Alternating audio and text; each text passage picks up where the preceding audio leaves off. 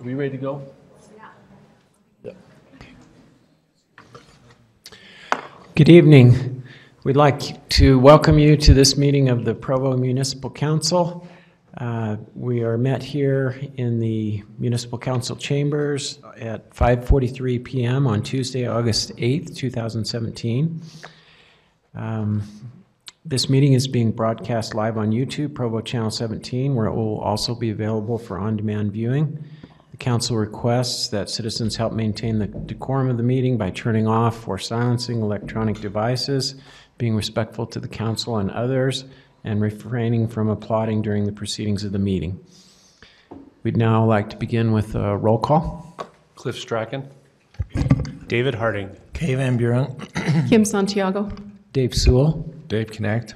George Stewart. Gary Winterton. Wayne Parker. The opening prayer tonight will be provided by Steve Bushman, followed by the opening, Pledge of Allegiance, which will be led by Cindy Bushman.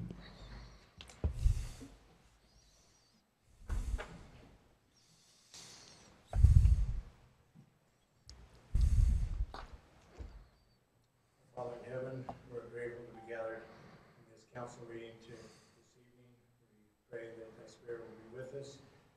We're grateful for the city that we live in, for the people who serve us. Pray that will bless them, watch over, and help them in the decisions and choices that they make. We pray that we're grateful that we live in this free country. We bless those men and women in the armed services that serve us and help and be with them. We're grateful for all that we have and pray that thy Spirit help us and be with us during this time, we pray. In the name of Jesus Christ, amen. Amen.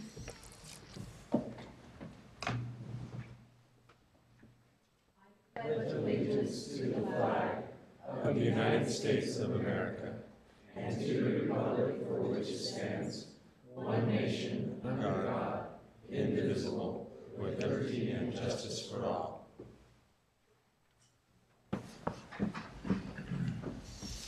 Thank you. Our first item is a presentation of the Employee of the Month for August 2017 to be presented by Lieutenant Brian Wolkin.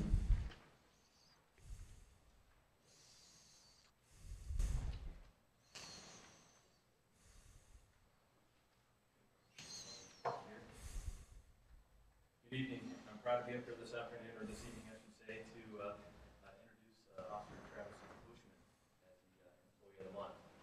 Officer Bushman started with Provo City in August of 2005, working as a parking enforcement officer for Provo City.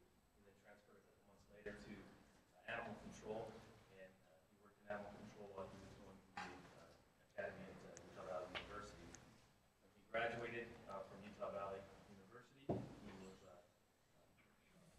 hired as a patrol officer on June 18th of 2006. Since that time, he's worked mostly patrol. He worked as a bike patrol officer.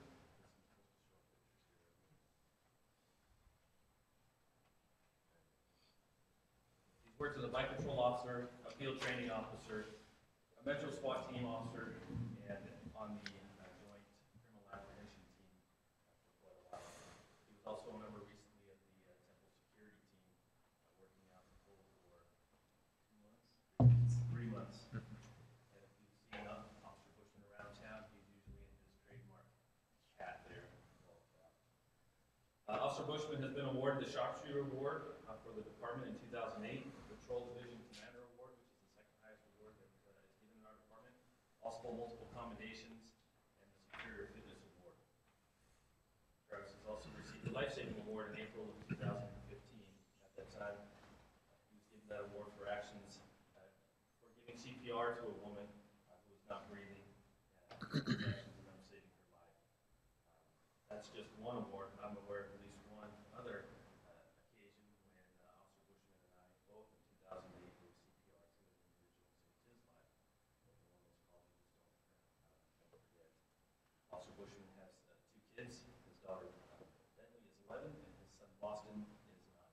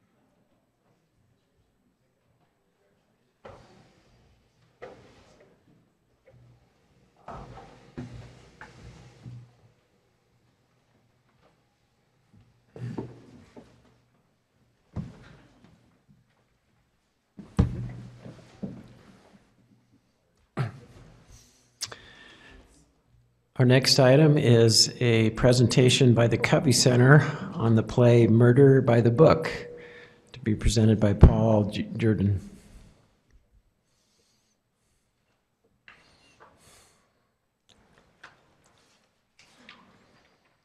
Let me take a few minutes of your time here tonight. Currently, we have the play Murder by the Book going on over in the Covey Center, and we'd like to invite all of you to come. I know some of you have already got tickets, some are coming. We want to get the rest of you there. The play is this Thursday, Friday, Saturday, next Thursday, Friday, Saturday, and it's over. Let me see if I can set the scene for you a little bit, what you're going to see tonight. This particular play takes place in the early 80s in London, England, in the flat-way mystery writer by the name of Selwyn Piper. What we're going to see is a scene where Selwyn's wife has just come into the flat, or has been in the flat, has just killed him. His secretary is coming back into the flat, and the next door neighbor has just walked in. So with that, I'm going to turn it over to Sierra Christensen and Braden Nelson, who are playing Christine Scott and Peter Fletcher. I'm trying to do this without tipping it over.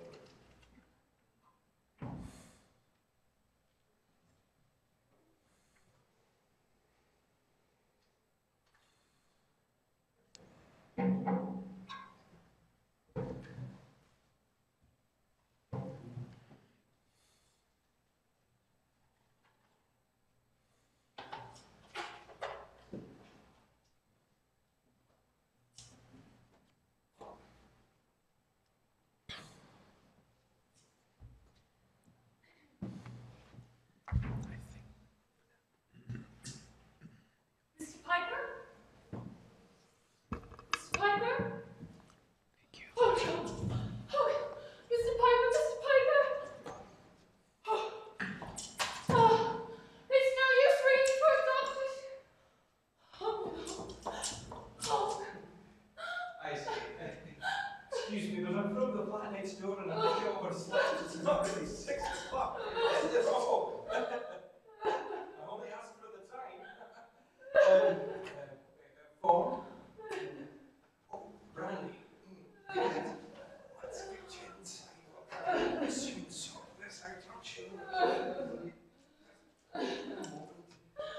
heavens, what?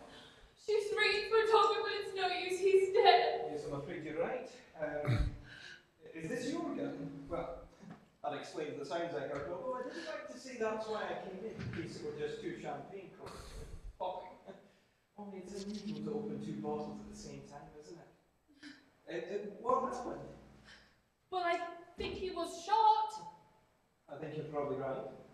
I just come back, and then What you need is a good stiff drink. May I? I'm having a triple scotch. What's yours? anything. I think a brandy's your best bet. It's the ideal drink when you've just found a body. At least I think it is. I've never really found one before. Does he live here? Yes. And you?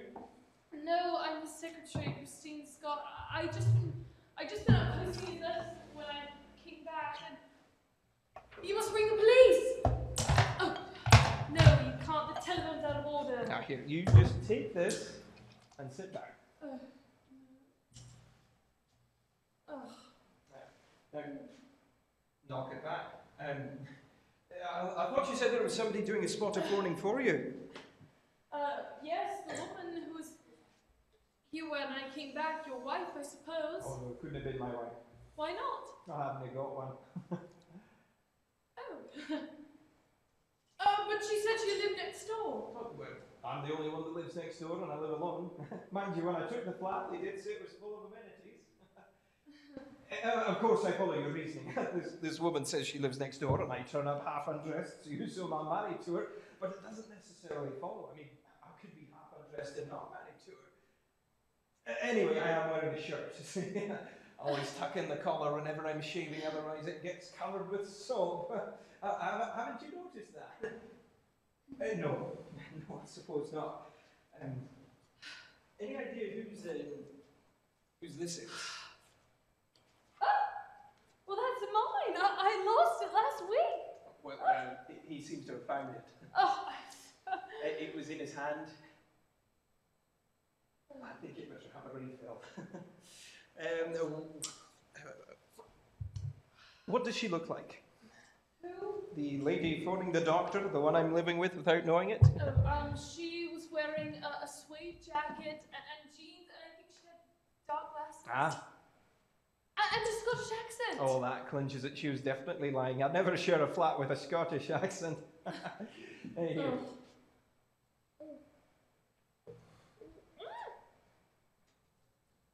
No, thank you. Go on, take it. Now, was she short or tall? I think she was rather short. I'll stand up a bit. Shorter than I am. She's exactly 5'5". How do you know? You're about 5'7". If she were only an inch shorter than you wouldn't have noticed. But had she been 3 or 4 inches, you wouldn't have been in any doubt. Well, that's very clever of you. Thanks. I suppose it was, really. Have you cheered up a bit? Little. Splendid. Cheering up damsels in distress is my speciality. And now I hate to return to a rather morbid subject, but who was? Selwyn Piper. You don't mean Selwyn Piper, the crime writer? Yes. Oh, but this is absolutely marvellous. I've read everything he ever wrote, and I've always wanted to meet him. Only, now that I have, it looks like I never will. I've been a Piper fan for years. I always put the book down just before I finish the last chapter. Then I pop into bed and lie awake until I've worked it out, and then I get up and finish it to see if I was right. Fantastic, isn't it? For a whole month, there's just been that wall between Selwyn Piper and me, and I never knew it. Well, you're in a bit of a mess, aren't you? Yes, I suppose I am. You didn't kill him, did you? No, I didn't! Oh, God. thank goodness for that. Not that I thought you did. I mean, you're far too obvious. Oh. I mean, you're alone with the body, looking disgustingly guilty. Your scarf in the dead man's hand. We've got to find another suspect. It's our only hope. But No, who? don't argue. Just leave everything to me. Now, the first possibility is that I did it. You? Well, I've just turned up from nowhere. Next door? You mustn't be so trusting. I've no motive, no connection with the corpse. In a book, I'd turn out to be the murderer every time. I'm not, mind you. But I'm almost such a good bet that I'm surprised that I'm not. But anyway, I've let you out, so it's only fair you do the same for me. Now, who does that leave? The woman. Suede jacket and glasses. You rang the bell. And she opened the door. She said she had shots, and then she would phone for a doctor. When did you discover that that phone was out of order? I didn't. She just told me it was. A clue. Just as I thought, a perfectly beautiful diamond phone. She is a very naughty lady. Now, was she wearing gloves? Yes, I think she was. White gloves. You handled the gun, didn't you? I picked it up. Are you sure you typed his novel? I wasn't thinking clearly. It was a reflex action. Well, we can't let you go to court. You'd never stand a chance. Now, you must have some idea who she was. No. Yes. Well, I might have. Well? Imogen. Who? Imogen Piper, his wife. They're separated, but she telephoned him the other day demanding a divorce or else, and he refused. And he told you this? Yes. Well, there we are. Everything fits. She wanted a divorce. There's her gun. She came here disguised. Motive opportunity means it's a perfect case. Must have been somebody else. Had he made a will? Yes. Does his wife get anything? I don't know. Did he leave you something? Me. Why not? I would. Well, yes, he did actually. How much? All I know is he told me he'd made a new will and he mentioned me. Oh, it's looking worse, isn't it? Oh, well, never mind. With any luck, he may have only left you the typewriter. I say, I hope you find a new job. Thank you. You could come and work for me if you're stuck, but the trouble is, I don't do anything. Yeah, I'm one of the idle rich. Well, not rich, actually, one of the idle medium. Where does she live? Who? Oh, Imogen. She's a cottage in Hampstead. Hampstead. What's her phone number? I don't know. Why? Well, if she's the one, she'll be home by now, won't she? Would she go home? I always go home after I've killed someone, don't you? Where does he keep his phone numbers? In a little book on his desk in the study through there. Oh, yes, this flat's the same as mine, only back to front. Bedroom over there, and the rest of the flat through there. Well, now that's fine. Is it locked? It's not, I'm incredibly weak. Well, there's no key. Well, this explains why dark glasses and suede jacket didn't use the fire escape to get away. She had to face you and bluff it out. Cool. Very cool.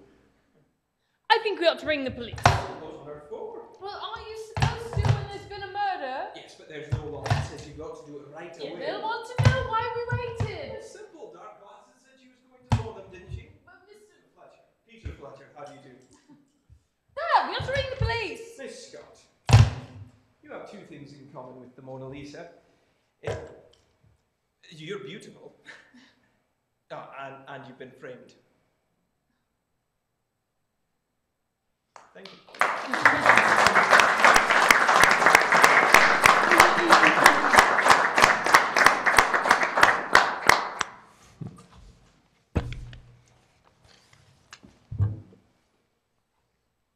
Thank you. Looking forward to seeing that.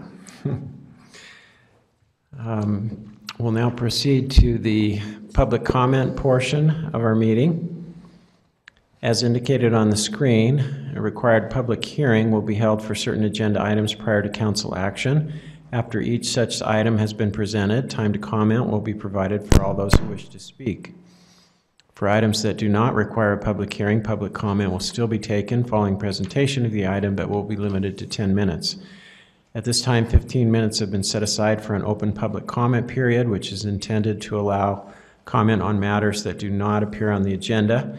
Persons who speak during this time to an item that is on the agenda will not normally be afforded a second opportunity to speak during the comment period specific to that item. During any public comment period, each speaker will generally be limited to 2 minutes. Additional time may be given to individuals specifically invited to speak, such as applicants, neighborhood chairs, or others that may be representing additional persons. Please begin your comments by stating your name and city of residence. Due to noticing requirements, no formal action will be taken in this meeting on matters that do not appear on the agenda. Those with comments are invited to approach the podium. I believe we have, if there's no members of the public that wish to comment, I believe we have a public service announcement from Mr. Harding. Thank you, Chair. I just wanted to let our packed house here and all our TV audience know that just a reminder that today is the last day to register to vote in the primary election, which will occur on the 15th of August. So if you don't register today, then you won't be able to vote in the primary. And you may, we just checked a little bit ago, and the vote.utah.gov website was still accepting registrations. So recommend everyone go to vote.utah.gov to register to vote. And then also encourage people to go to voteprovo.com, where you can find links to all of the local candidates. Thank you, Mr. Harding.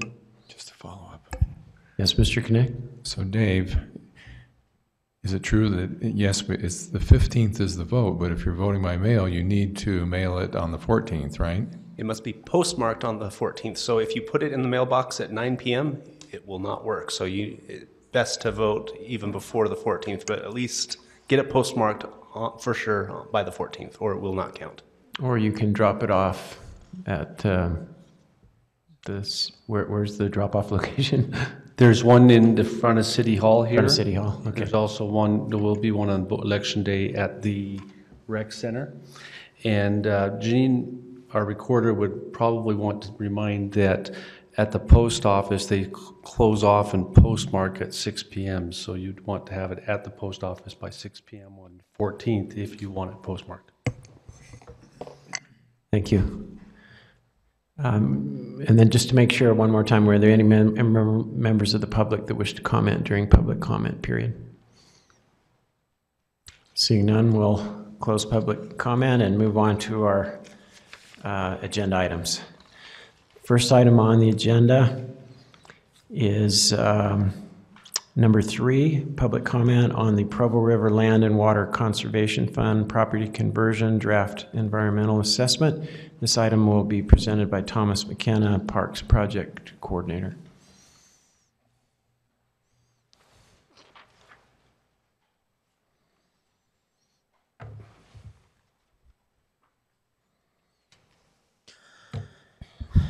Thank you very much for allowing me to present this project, this item to you.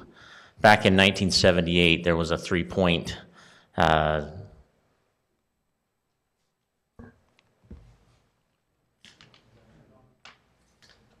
it's on.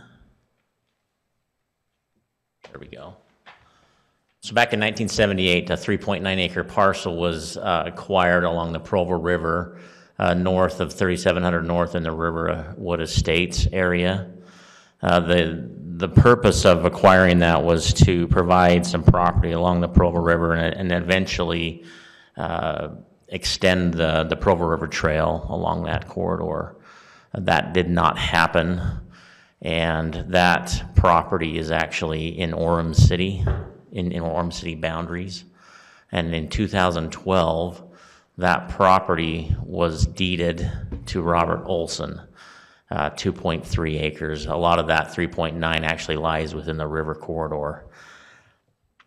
At the time when it was deeded over, we were unaware, the city, we were unaware of the regulations that were associated with that property. And we have discovered that we are in non-compliance with the Land and Water Conservation Fund regulations. So to rectify that situation, we're going through this conversion process where we need to identify another property within the city to designate as a Land and Water Conservation funded property. So in order for a property in Provo to qualify, it must not be in the master plan, and it needs to match the value. So also the appraisal that takes place is a yellow book appraisal. It's the highest and best use. This property was valued at $68,000. And so through this process, we have to identify some sites that could qualify, and the preferred site that has come up It's a 1.56 acre property that's east of Lakeshore Drive in southwest Provo. It is along the Provo River. Fortunately, I mean, it is a property that is owned by the city. The plan is to use this site as the conversion.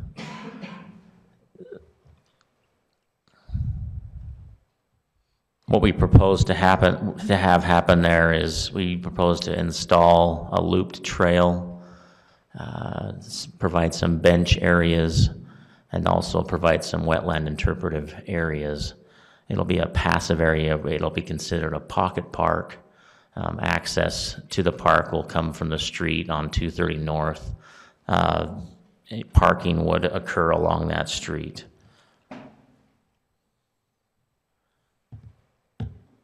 And the reason we're here tonight mainly is to present this draft environmental assessment.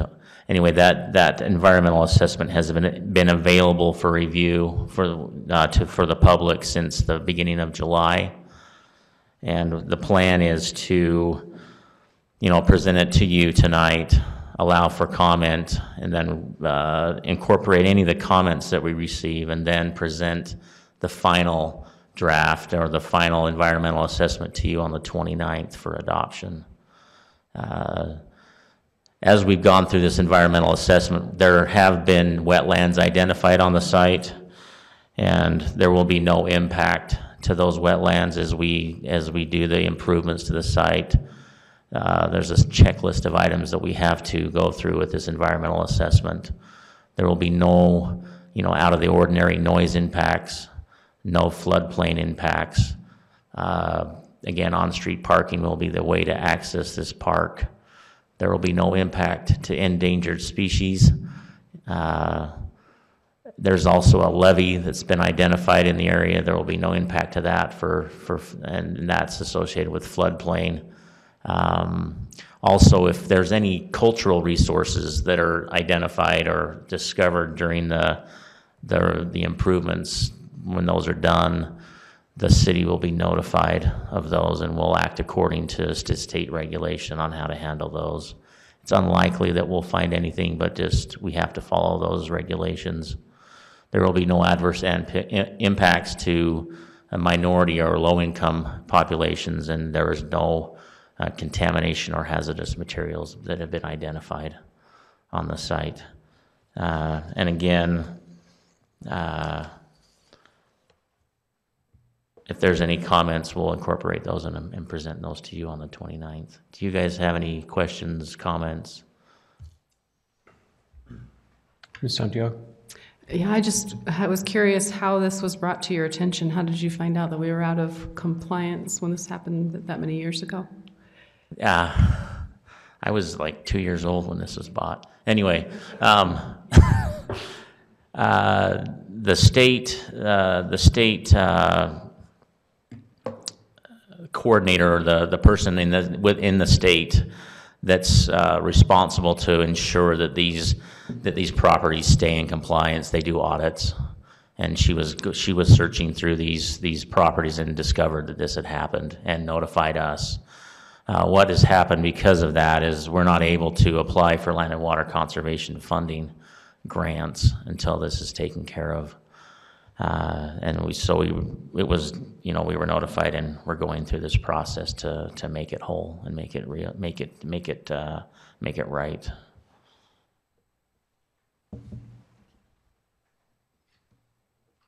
Mr. Hari? So the deeding didn't take place. You were older than 2 years old when the deeding took place. I'm curious if it was originally purchased for the trail to go through. Any history on why the trail didn't go there? I am not aware of why the trail didn't. I know that there are several properties, private properties along the area. Just I think the fact of trying to acquire easements and things is pretty difficult. The trail has been relocated, along the University Greenway, and we found that to be a good location for it. I know that there was some foresight in doing it, but it didn't work out in this situation. Okay, thank you. Mr. Connect. So you list all the things that are not being impacted. We haven't, has there been a neighborhood meeting, neighborhood chair? What do the neighbors think? There has not been a neighborhood meeting. The reasoning, I mean, just because of the low impact that it's going to bring. I mean, it's a piece of property that the city owns. We haven't held a meeting at this point. We are open to doing that just to make sure that the neighborhood is on board and have no problem with that. So the neighborhood chair at this point has not even been informed? No, I have not informed them. Okay.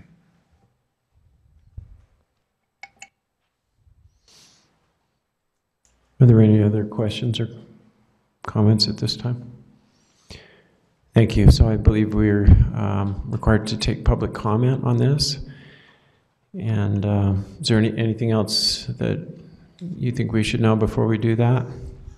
No. All right. Thank you very much. Thank you.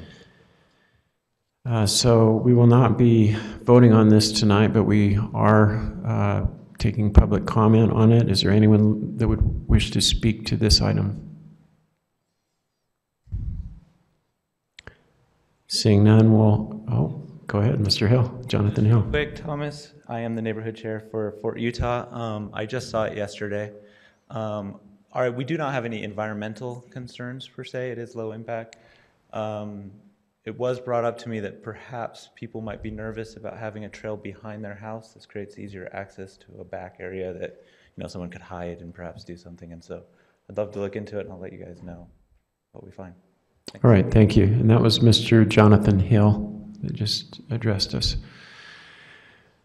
Are there any other comments on this item? Mr. Harding. Can I be a member of the public for the moment? One question I meant to ask and didn't was, will there be access from the north side of the river? Because the river trail is to the north. Is the only access from the on-street parking?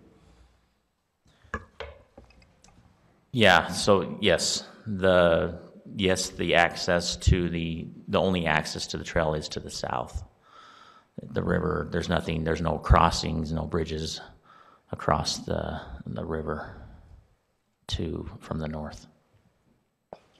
It's not in the current plans, but considering how popular the full Provo River Trail is, if we're going to create this park, I wonder if it would make sense to add that connectivity or keep an eye out for opportunities to add that connectivity. I think it would make that park more accessible to a much broader portion of our population. Okay. Thanks. Thank you.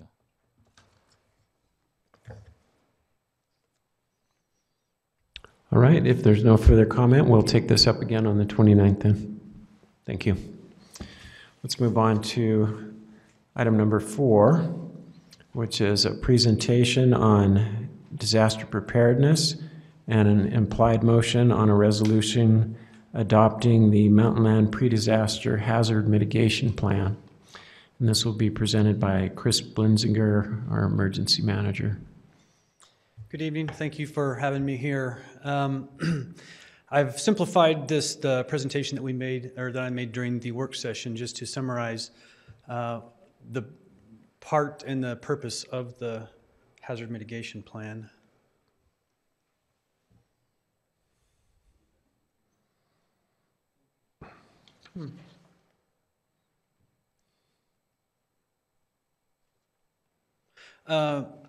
Simplified, the hazard mitigation plan allows us to access funds through competitive grant before disaster, and also enables us to be eligible for funds after the disaster. And the purpose is to identify hazards and vulnerabilities to our city and our community. And the federal government wants to know that we have considered those hazards and vulnerabilities, and that we have identified them, and to some degree have a plan or how we are responding to those hazards and vulnerabilities. Those are prescribed basically in the plan, and I think that moving to the next review of the plan in 5 years, I can do a much better job of really engaging our departments to get a more solid foundation of this plan. But it is currently very applicable to what we have regarding our hazards and vulnerabilities, and asking for the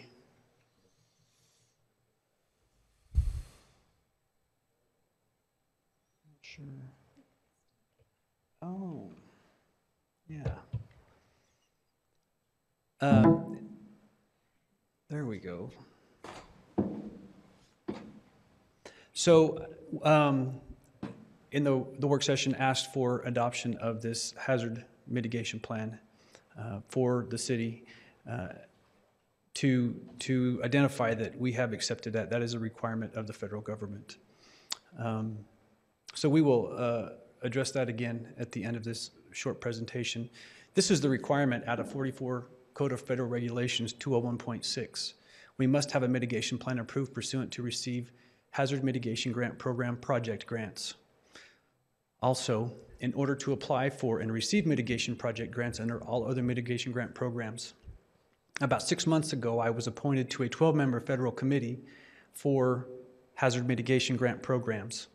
And the purpose of that committee, there's 12 members, 3 locals, 3 tribals, 3 federals, and 3 state hazard mitigation folks.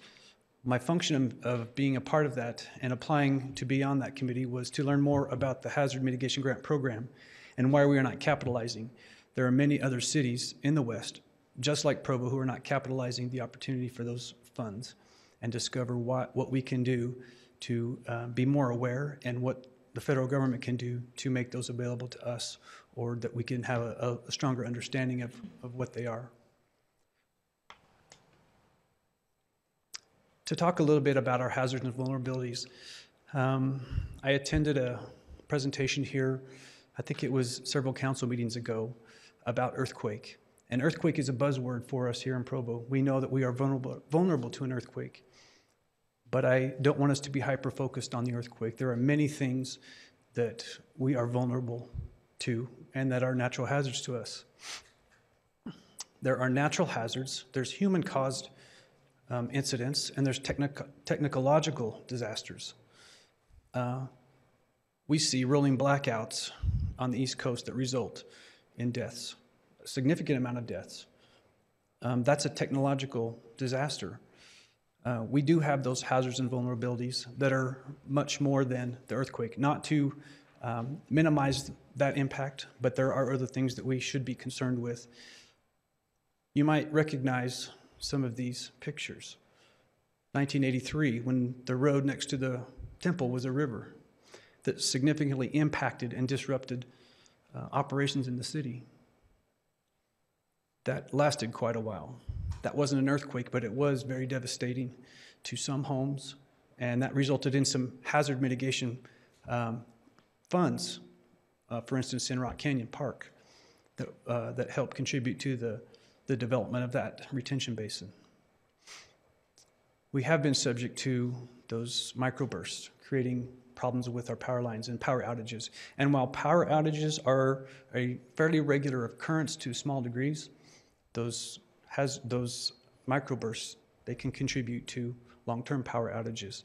And depending on the time of the year, that's another thing that we are vulnerable to, a technological incident because of power failure. September 7th of 2014, we experienced a significant flood resulting in a landslide. There were about 100 homes with water in the basements. That was just a few years ago. Totally unexpected. The highest point in our city on Grandview Hill experienced that flooding incident. High wind. We had some high flows this year in our river. We have identified some things about that. When the water comes up that high, it also reveals our weaknesses in the river and reminds us where we have to enhance our riverbanks. Civil unrest, terrorism, and wildfire, we've already seen those along our portion of Utah County, the mountain here, how that's impacted homes and evacuations and damage to structures. Severe winter storm. We had a storm 3 years ago that did not result in significant snowfall, did not result in extremely cold weather, but we had wet weather, and then it became cold. In about 1 hour's time, we had more accidents on the road than we could handle, and the hospital experienced about 50 walk-in patients with broken hips, elbows, and shoulders because of the ice storm. That overwhelmed the capabilities of our trauma level hospital very quickly on a very small incident. Now, while we're not talking about the devastation that could occur from an earthquake, there are things that we can prepare for. And there's things that we should have for consideration as we make the preparations ultimately for that earthquake.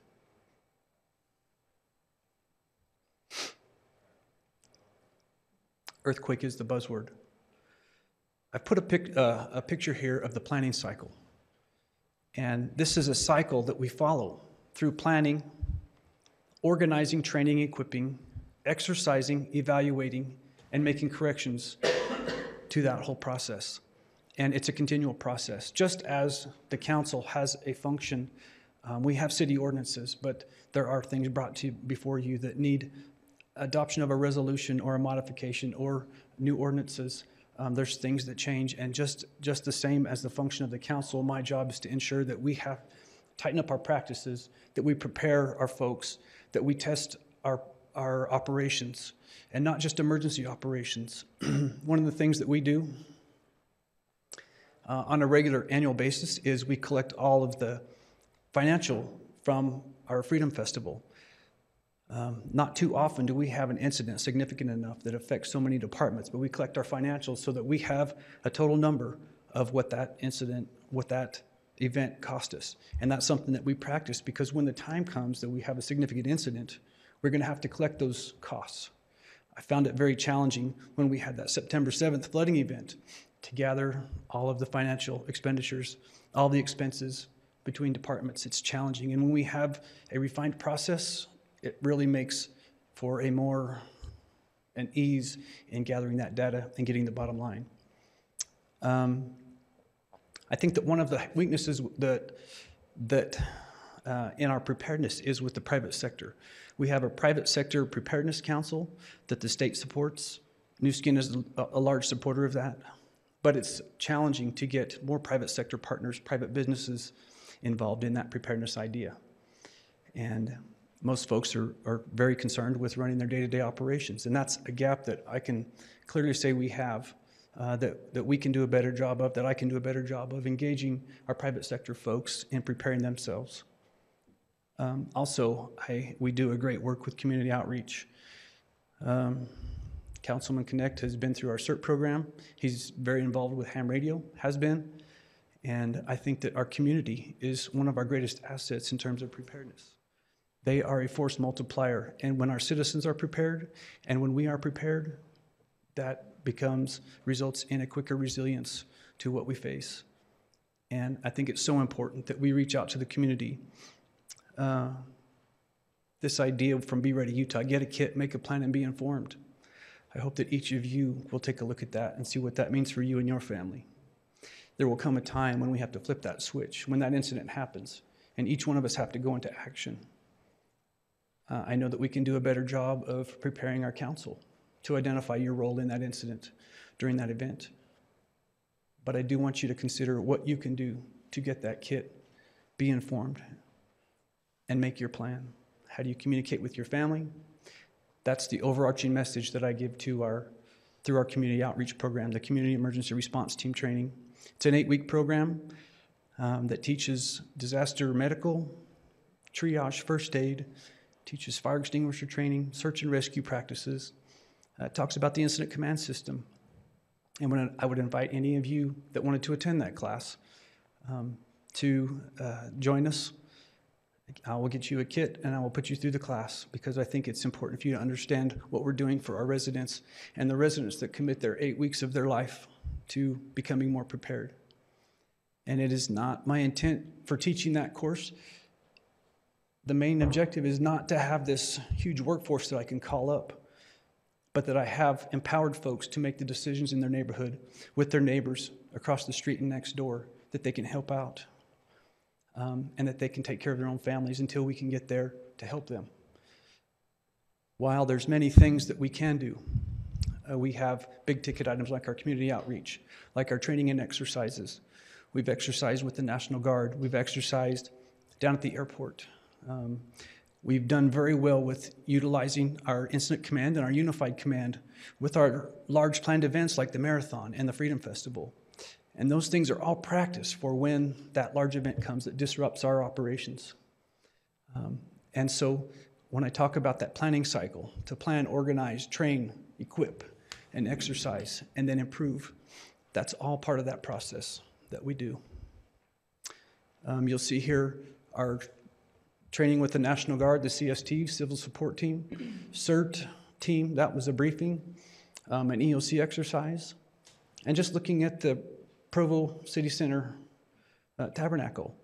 That was a disruption to our city. Even though it did not cause harm to anyone, it was a very emotional event that impacted our city significantly. If we can take advantage of these things that happen and incorporate those practices of preparedness that we have trained for, utilizing our incident command system or our cost tracking practices, those are the things that will prepare. If I could just finish, during the work session, Councilman Connect, you asked about the liquefaction, what do we do? And I gave our engineering department a call, and they talked about that sensitive lands ordinance. I think it's number 505 or something, but it's an ordinance that requires the geotech. The geotech by an independent engineer, the city signs off on it ultimately, but what they're doing for liquefaction is requiring wider footings. And if there's special things that they need for that particular application or job, there are additional requirements they make. But what's happened in the past, we can't grandfather in the unreinforced masonry.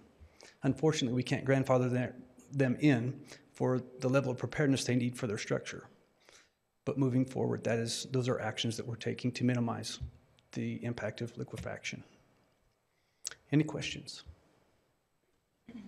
Ms. Santiago?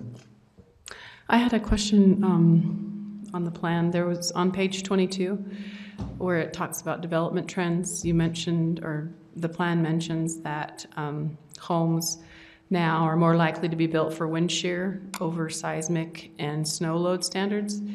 Is that something that is a concern that is troubling to you that we should be somehow reversing? And I don't know if that's just something that is in our design standards or if that's personal preference, but I wanted to just get your take on that. The design standard, I don't think that wind shear was given enough attention before. As I mentioned with our geotech requirement and the things that they're doing for those earthquake, we have adopted the International Building Code, and our enforcement folks and our building inspectors, they ensure that those things are completed. And it's not just an overarching building code, but those for seismic requirements. So that is a practice of ours that we do not change. But to increase the awareness and the attention to the wind shear, those things are important because we have seen those wind events that cause damage to we lost the roof on our fire station, I believe that was 96, down at the airport. And it's that very reason, the wind shear. Okay. So this was a positive thing you're mentioning? Yes. Okay. Thanks. So I've got a question. With the earthquake, we talked about liquefaction. That's an important consideration. Sometimes they talk about the dam breaking potentially and flooding certain parts of Provo, and I think a lot of people are aware of that. And then one thing that we probably don't talk a lot about, I didn't see it on your list, was rockfall. And we've had 2 significant incidents just by freeze and thaw without any shaking, where homes were destroyed with a rather large boulder coming down. And so I'm concerned, there's not a lot you can do about that to prevent or protect existing homes. If you have an earthquake, there's a good chance that things will come rolling down the hill. Yes, that is always the potential. And as I spoke to our engineering department about that, he addressed the fact that there are geotech specs on that, especially in the rock areas, but there's rock area on the mountain above where Provo City lies, out of Provo's, and I think that we are, I could clarify with him what their policy is with that, but it's out of our purview, and we are subject to the rocks falling if they choose to fall. Weather has an impact on that. The freeze and thaw has impacts on those rocks. And we saw a devastating rock fall down in, was it Boulder or somewhere in southern Utah that demolished a complete house. And those are powers of Mother Nature that are very difficult. And I think that adopting the codes with the geotech and with adopting the International Building Code, we have done our best effort to minimize impacts. But when you're talking about a 7-ton boulder coming down the mountain, I don't know anything that could stop that. And it did impact, the one I'm aware of fell into a gentleman's, back into his living room, went through the wall, and that house was ultimately demolished, I believe, because it was falling into the ravine because of the movement. But those things are being monitored by state geologists, and by our engineering department are aware of where that mountain is moving.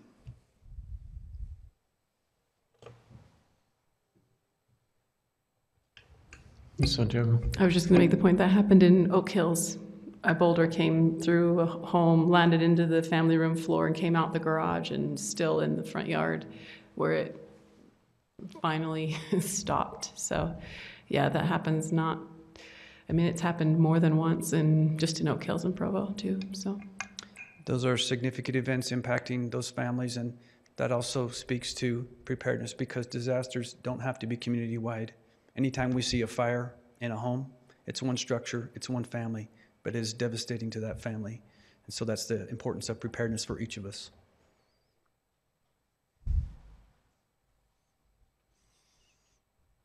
I had a question. So this document, as I understand it, was prepared by the Mountainland Association of Governments. Correct. And I was just curious to what extent your department or others in the city were involved in preparing the portion that pertains to Provo. Yes, they have identified the history and some of the past history of events that occurred in Provo City. But they also have a program called HAZUS. HAZUS is a federal program. It's an estimating program that they're proficient with, that can plug in our population, our location in the country, and that's what was able to provide us with those numbers, the totals of dollars that they can anticipate with those specific events that are identified in there. As we talk about our strategies moving forward, I spoke with Greg Beckstrom at length before he left about what we could do in identifying projects in our capital improvement plan that would apply to this hazard mitigation plan, things that we could list in there, areas, the intersections of flooding, or talking to our community development, understanding their building codes and the requirements that they have. Those things went into our plan, and while they drafted it, they received the grant for that. We had multiple meetings, I would say several dozen hours of interaction with them to get our input into their plan.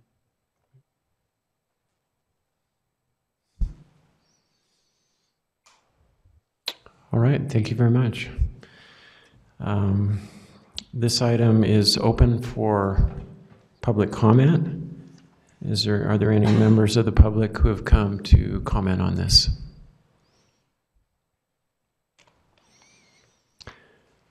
Seeing none, we'll close public comment and bring it back to the council if there's any further discussion. Mr. Connect. Just wanted to add that I was made aware the other day that KBYU's done a series of videos. I think they call it 20 to Ready, and I went on and started watching those. It's something that needs to be taken seriously, and often we just go about our daily lives and don't make those minimal preparations, but that's the point of those videos, that for a little bit of money and a little bit of time with just a consistent effort, that you can become a lot more ready than you are.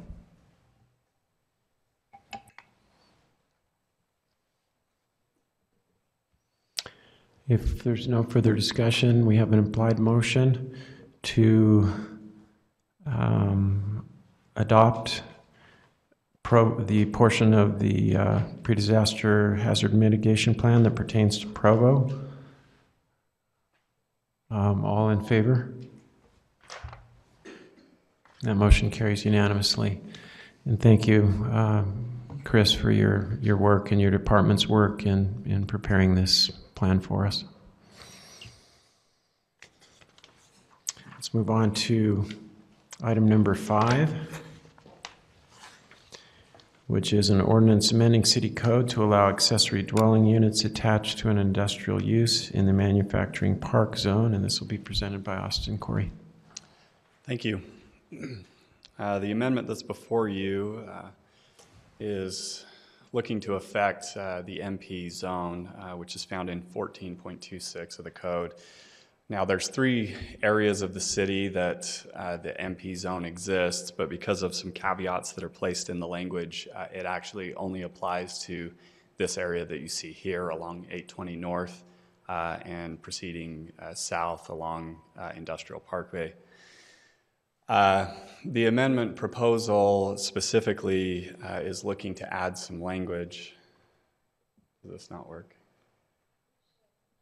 Oh, there we go. These are the other 2 areas of the city, but as I mentioned, they're not affected. If you can just move forward to the language. If you can just go to just the language of the ordinance that's being proposed right now. We discussed at length kind of how we ended up in work session. Last time we discussed how we arrived at the language that you see before you in the implied motion and that's put together here. If you'll scroll down, it starts on page 3. So in essence, what's looking to be done is to add a paragraph to the accessory uses category. So this wouldn't be in the permitted uses, it would be accessory only. But it's looking to add single-family dwellings attached to a commercial or industrial use as a permitted accessory use. Now, the caveats that would exist with that are that in order to do that, the unit could only be occupied by one family. Now, under state law, that includes 3 singles as well, but that is family occupancy per Provo City standards. It would have to be accessory, meaning it couldn't be, units couldn't be built on a property alone. There would have to be an active and operating permitted principal use existing on the property. And because of the requirement for that being attached, that unit, in essence, would only be able to exist as part of a cohesive structure as well. So you couldn't put an industrial type use in a small corner of a large site and then develop the rest of the site as multifamily housing. It would only be allowed to be done if that was attached to the unit, and then because of the accessory nature, it'd obviously have to be incidental in design and form and everything like that, including size. One of the largest caveats that really come into play, and the reason why the other areas are not really affected by this amendment, is the proposal does add a 600-foot buffer to where you wouldn't be allowed to do any accessory units if you're within 600 feet of a residential zone boundary. So if you remember back on the map, that in essence puts, if we can go to that, that'd be great. That in essence puts us back to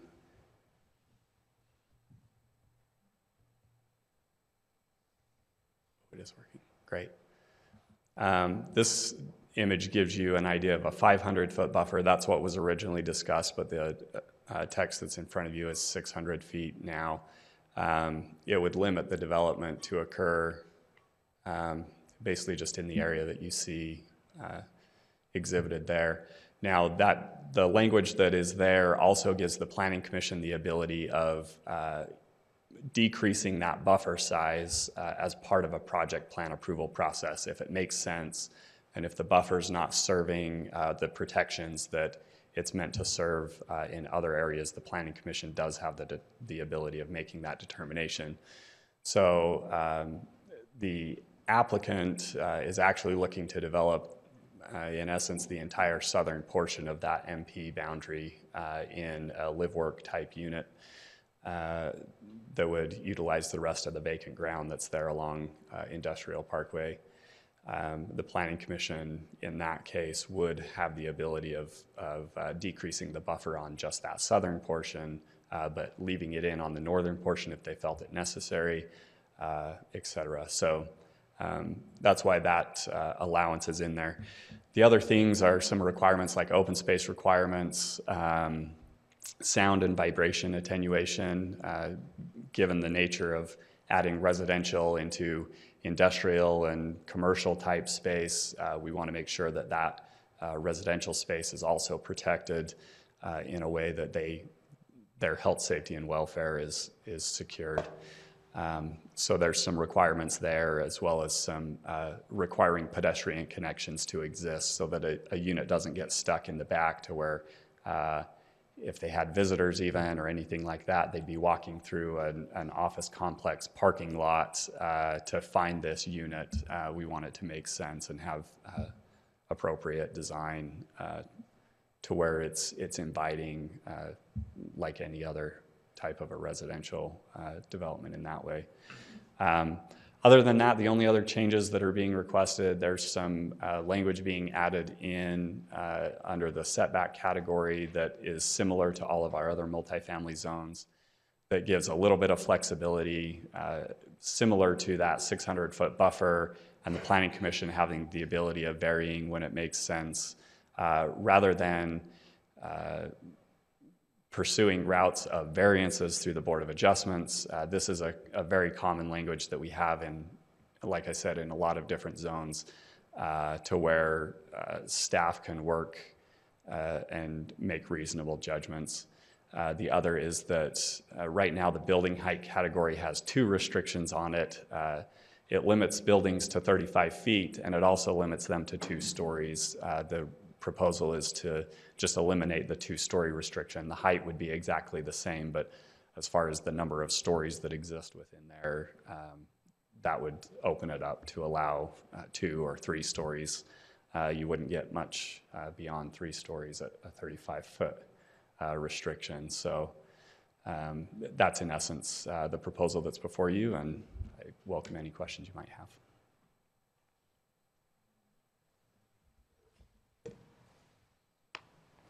Santiago. So why would we put in a 500-foot buffer if the Planning Commission could change it anyway? I mean, what's the... Well, it does give a line in the sand at least to where staff wouldn't have any kind of an ability of granting that. It's out there and it's clear that that's the intention.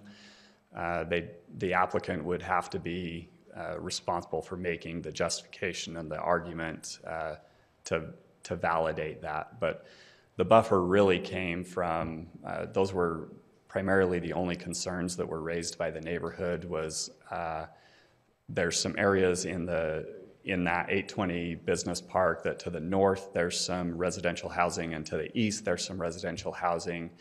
And there's some topographic changes there that they were a little concerned about units being occupied in the evening and looking down into yards and things like that, where they didn't necessarily have concerns where the applicant's looking to develop it. And in trying to find a tool that wouldn't require writing an entirely new zone and would make sense, that's what the Planning Commission felt comfortable with and staff felt comfortable with and the applicant has agreed to as well. And so there weren't any neighborhood concerns about having warehouse and office space that close to the residential either? No, not that's been expressed to us. So. And according to the way it's written now, that there would only be one dwelling per permitted use. So if it's a storage facility, they could have one for the entire property, one dwelling? Well, a storage facility, I guess it would depend on how they platted it, but yes, that would primarily only have one. But there is an allowance for caretaker dwellings, which you do see very commonly in storage facilities. This would be more allowing live-work type units, which oftentimes are built differently to where you almost have a vertical structure. We do have some of the applicants' proposed floor plans. Yeah, I've seen them, and that's why I wondered when Okay. it says one dwelling unit, because they're all the dwelling units were across the entire top floor. So it was Yeah, warehouse on the now bottom. each unit would be kind of a vertical unit in that kind of a case, if that makes sense. But the House, unit, then the office, principal then- use would be the main floor, the middle floor, and that upper floor, separated by the interior walls, similar to maybe a townhome configuration, if that could give you an idea of how at least ownership interest would be separated. Okay, so they plan to have different businesses in each of those Right. sections. When we talk about land uses and business licensing and things like that, we talk about just that unit being the principal use that's on there. But again, it would also have to have an active and operating use in order to occupy that. So occupy the residential unit because it's accessory. So. Thank you.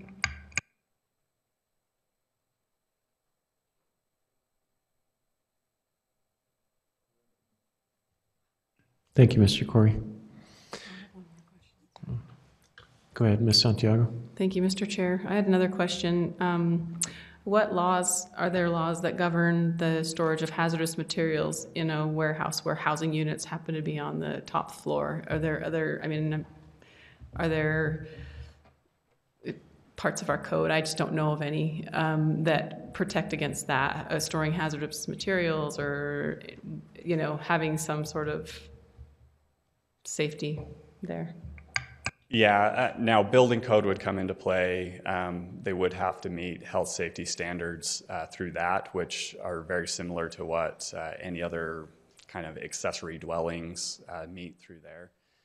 The other thing to possibly point out is, although it's called the manufacturing park zone, it's somewhat of a misnomer because it's very, very few of the permitted uses that are allowed in there are actually what we would consider manufacturing. It's much more of kind of a heavy commercial, if you will, an office space, if you actually read through the permitted uses of the MP zone. So the risk of that with this particular zone is pretty minimal. But I do understand your point, and that would be basically regulated through the building code.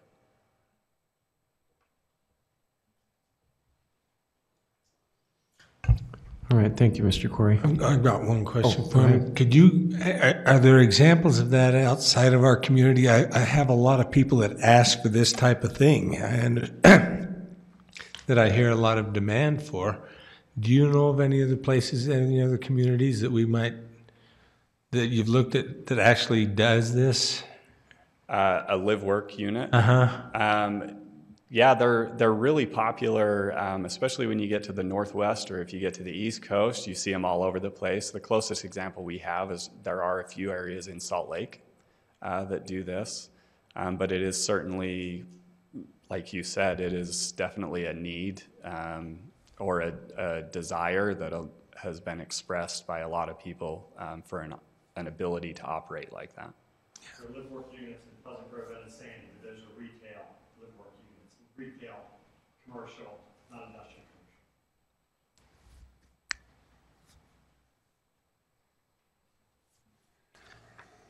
commercial. All right, thank you, Mr. Corey.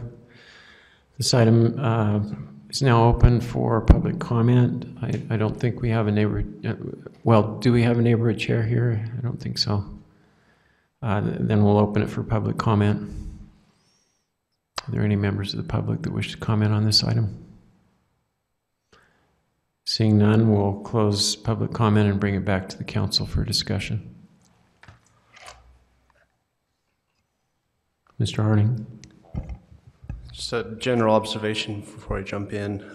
We talk about how we don't want to do spot zoning, but it does seem that we often will carve out such exceptions that changes that we make only apply to one property.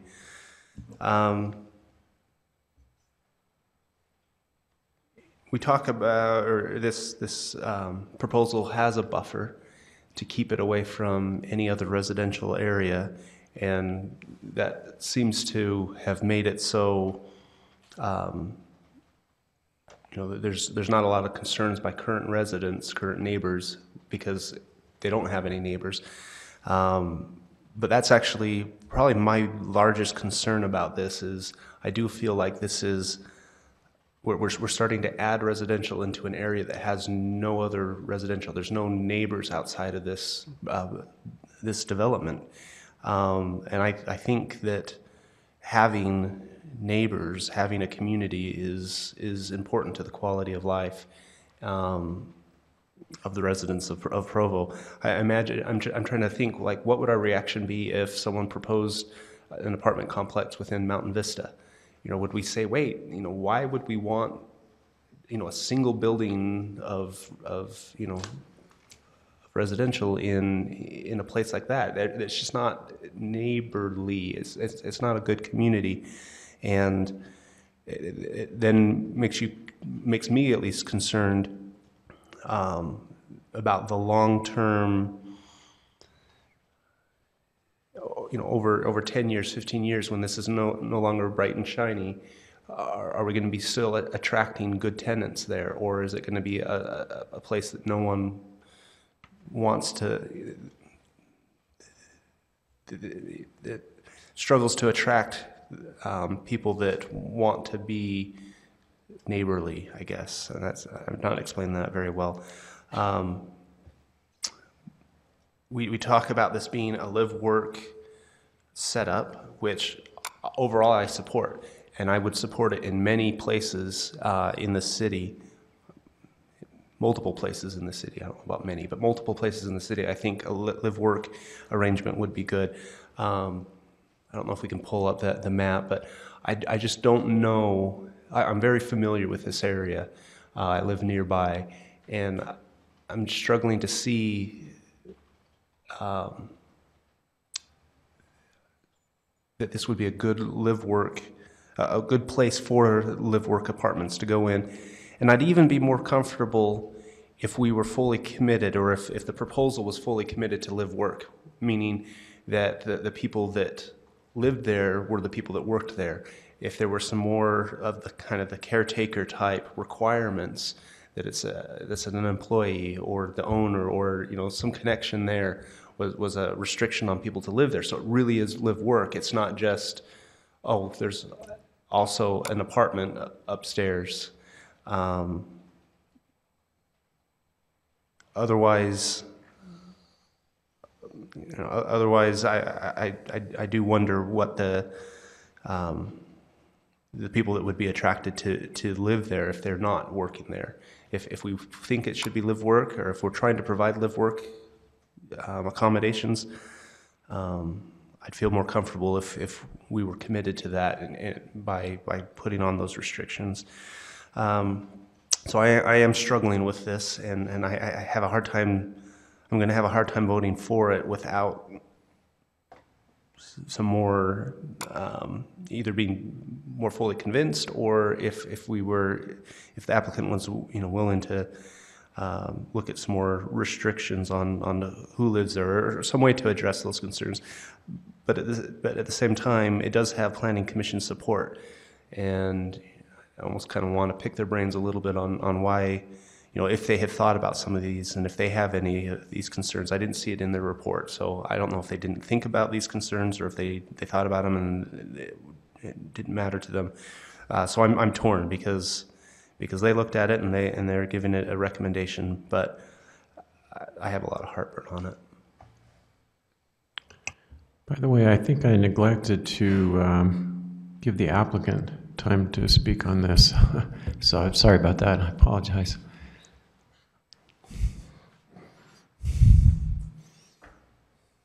I'm Dave Gardner, along with Terry Harward. We're the owners of the 820 North Business Park. We developed the first two phases. We condominiumized each unit, so that seemed to be the best approach for what we wanted to do. And we had a lot of concerns when we first started this that it was in a manufacturing zone and we had too many businesses included in the manufacturing zone. And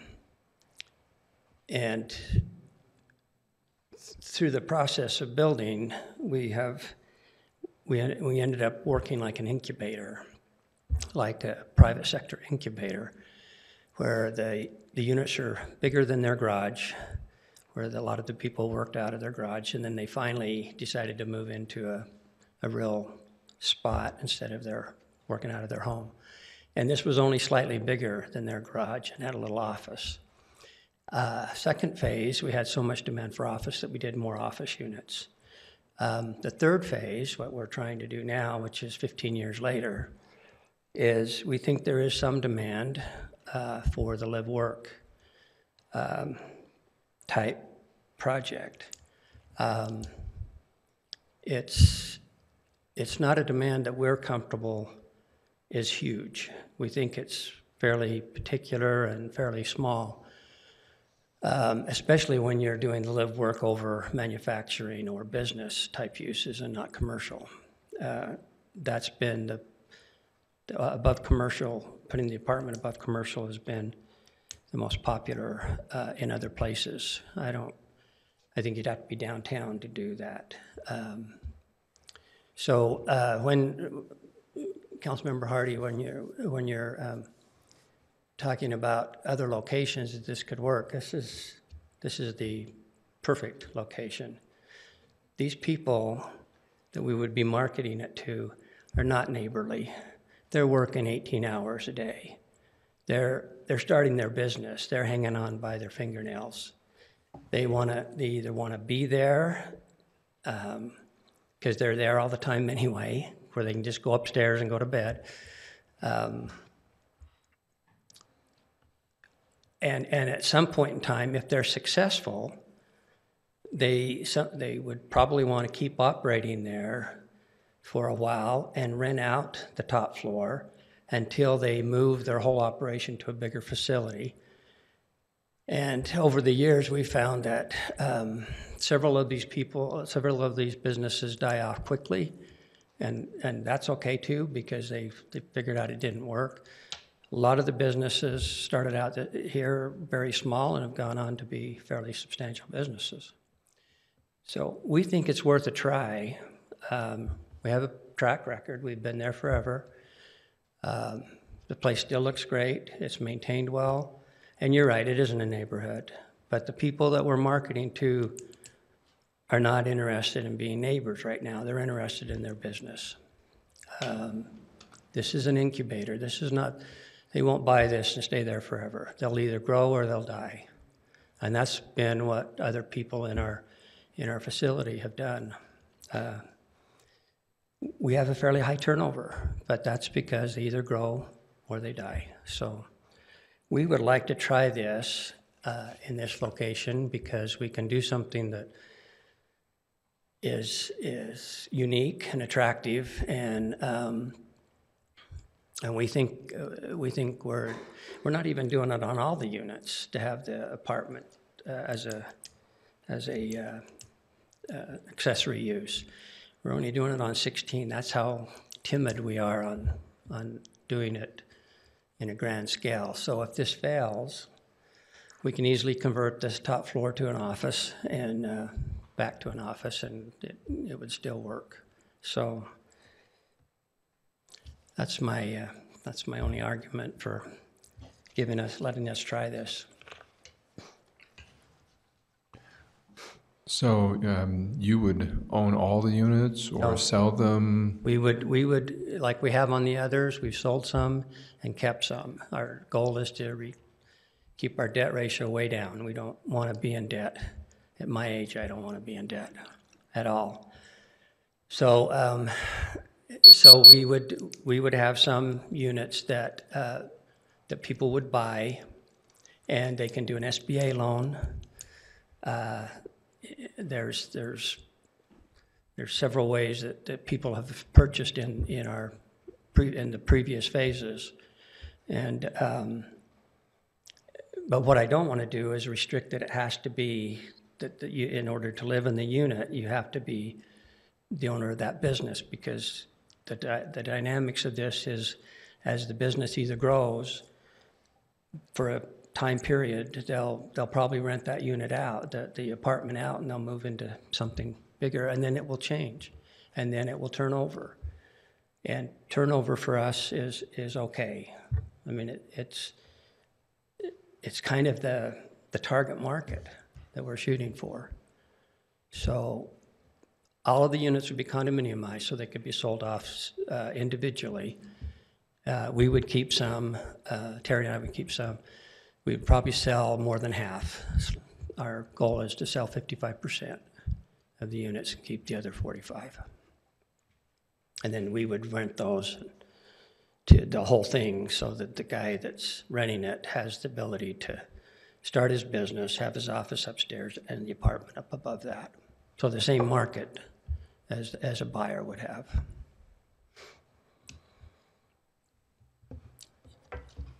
Any other? We have some questions for you, I think, Mr. Carter. I appreciate your response. You know, we don't always necessarily go back and forth quite like this, but I appreciate it, and I thank you for that. I fully agree with everything you said up until the very end there. I think, you know, if you're marketing to someone that's starting a business, you know, everything you say, you know, that 16 hours a day, a place that they can just go up and sleep, and wonderful, that's great. There's a difference, though, between marketing to and then, you know, allowed to live there. And my concern, you know, and not neighborly or whatever, that's fine, but my concern is once that's, you know, someone's successful and they want to keep their business there, but then they want to live somewhere else and they want to rent it to someone else. Now that someone else, if they're not an employee, that's when it's, okay, is that the right environment for someone who's not connected there?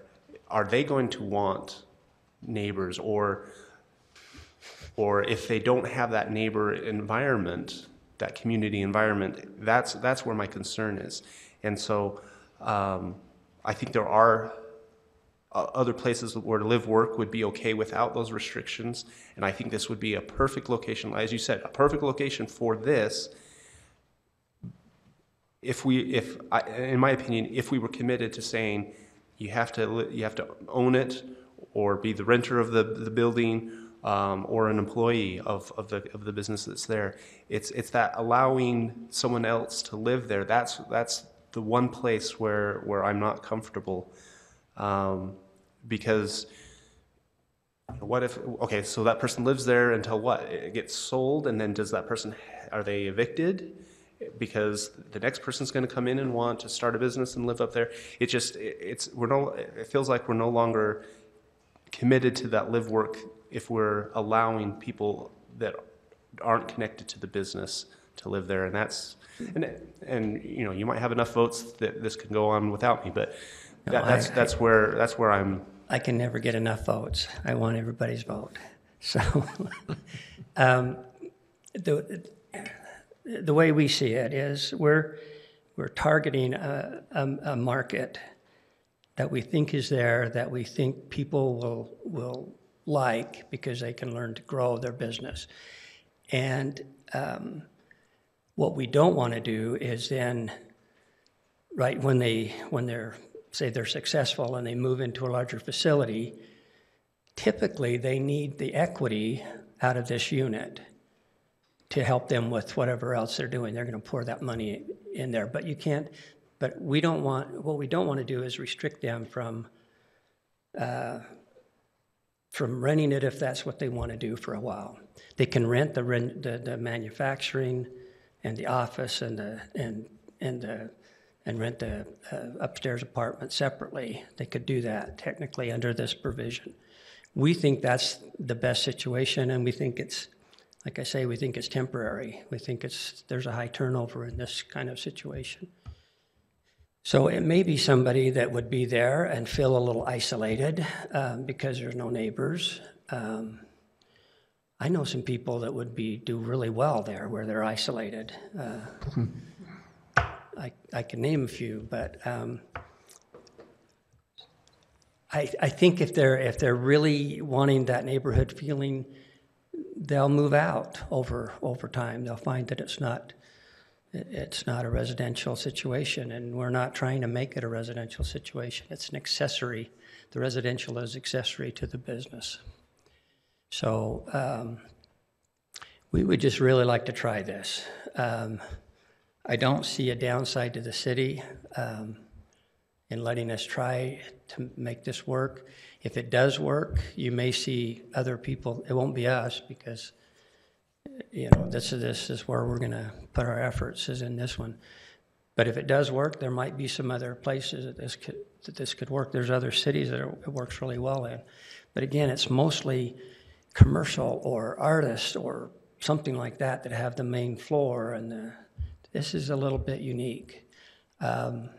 I still think it'll work, and I guess that's why we're here. We're trying to see if we can't give it a try, if we can't find 16 people that will rent this place. Ms. Santiago? Do you feel like you have enough separation from a possible freeway exit if that ever comes to fruition there, or the road widening? Are those concerns that you have looked at, and do you feel like you have enough distance from any of those possibilities if that should come to fruition? The very north end, if we are lucky enough to get an off-ramp at 8th North, which I think would be good for Provo City, they would have to take one of those north units out, which we no longer own. But other than that, the road in front of us, Independence, is a pretty decent road, and it can handle quite a bit more traffic than what's on it right now. So there's no additional dedication. One of the little odd things is we made an offer to Provo City on the very south end of this drawing of the zoning map. Our property actually goes up about 180, 190 feet from the river. Provo City owns from our property line down south to the river. And there's trees on that side of it. There's several large trees, and we made an offer to purchase that property from the city. And then I had to go back to Tara Riddle, the property manager, and say, I don't know as we can pull this off, so I don't want to buy that property. I don't think anybody else is going to look to buy it. But anyway, Was it part of the park property? It's on the other side of the street. It's just a little isolated piece of property that Provo City owns. And if you go past the property, you can see the railroad tracks and Independence, and it drops down to a big hole, and there's a bunch of trees in there. And we thought it'd be great to landscape that up 100 feet off the river and maybe include a couple more units in there. But that setback requirement would make it so we couldn't do that there anyway. So, and that's just some of we've been working on this for close to a year now, trying to come up with the right combination, the right architectural style, and the right layout. And we're feeling pretty good. We actually feel like we can sell these if we can get approval. I have a question for you too, Mr. Gardner, but a quick question for Mr. Jones first. Would there be any legal issue to having a requirement that the resident was either an owner or an employee of the business?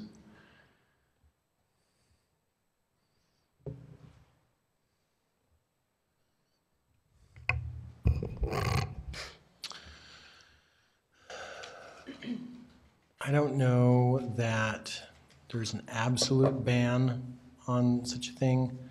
It does create some, there's generally speaking a presumption against trying to put restrictions on alienation like that on property, where someone loses the control of what they can do with their own property. But I suppose in some ways that's similar to having requirements for owner-occupied rentals, or in order to allow rentals in other areas of the city. So I don't know a concrete answer off the top of my head. I'm not aware of anything that would absolutely prohibit it. So that would have to look into it some more. All right, thank you, Mr. Jones. And so the reason I asked that was I was going to ask you, Mr. Gardner, in your research and as you've looked at some of these other work-life situations in other areas, have you seen areas where they do make that a requirement, and has that worked? Or I haven't seen how it's worked. I haven't seen that requirement per se, but I know in our situation, if you were to make that a requirement, we wouldn't proceed. Couldn't do it. Yeah. It would be too scary to try and sell someone some property with the restrictions that they always have to have, either themselves or an employee living there. We need that flexibility. And again, I don't see where there's a downside to the city that if that person staying in the residential area on the top floor, if he wants to rent that, he's in the middle of a business park, manufacturing and business park. He knows what he's getting into. So our concern is this is not ourselves, the ones that we keep. We can control that. Our concern is putting a limitation on someone who buys that unit, occupies it, and then a year later decides he needs to move up or needs to make some changes, and he can't rent the top floor to somebody because he's moved his business. So that would basically kill the project for us. Okay, one more question for you, and again, a question for Mr. Jones first. So a variation on that is, and again, this relates to the work-life question that Mr. Harding raised, but could you make a restriction so that any owner or employee anywhere in the park could, so the residents would be limited to those people, so there'd be some connection to the kind of the work-life goals? Or is that the same answer as the previous question? Well, it's the same answer in the sense that I don't have a concrete answer for you. I do think that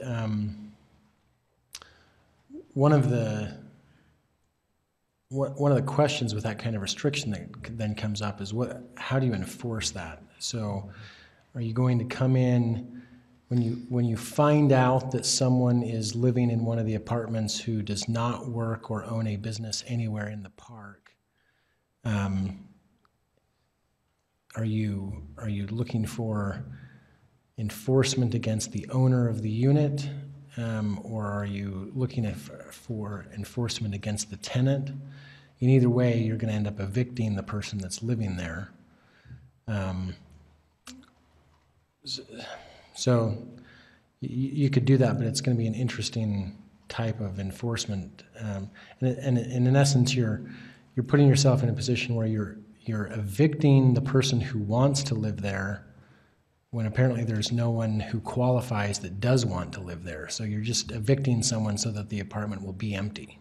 Yeah.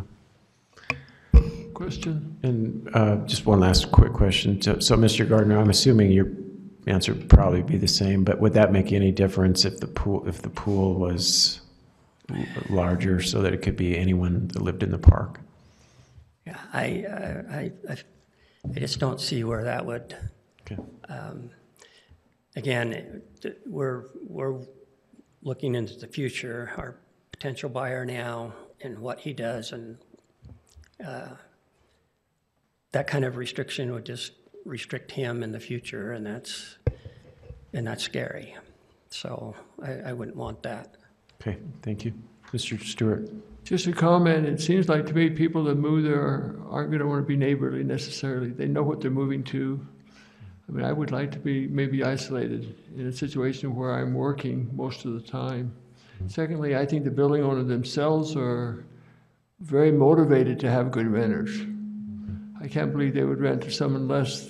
I mean, they own the building, for heaven's sakes, and they want it taken care of, just like an owner of a home that rents out their home. They're very careful of who they rent to. So to me, that's not a concern. Thank you. Mr. Winterton? I also remember a movie one time where someone was hired to watch the sprinkling system. And so they could be an employee of that company anyway, just doing all kinds of stuff. And it's hard to actually determine what would it be. So I struggle with making that part of the requirement.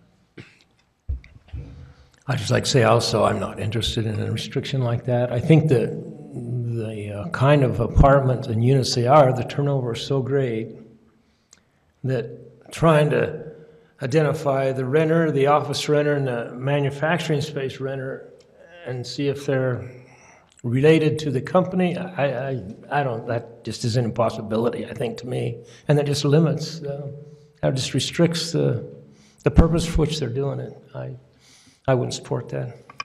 I think Right, the other problem I could see you running into is if the owner of the unit wants to rent it to such a person, I think you could get creative and just draft a contract that says, you are my employee, your job is to live in this apartment, and I'll deduct $5 a month from your rent for your wages. Thank you. Mr. Harding? Thank you. I think my views are in a minority, so I'll just, I'll keep this brief and just, the question earlier was, is there any precedence? And I think that we do have caretaker language already in our code that says, in these zones, you can have someone who lives there, but they need to be, and I think the language is a bona fide employee of the company. So I don't think we're stepping into new ground here. It would be something similar to that.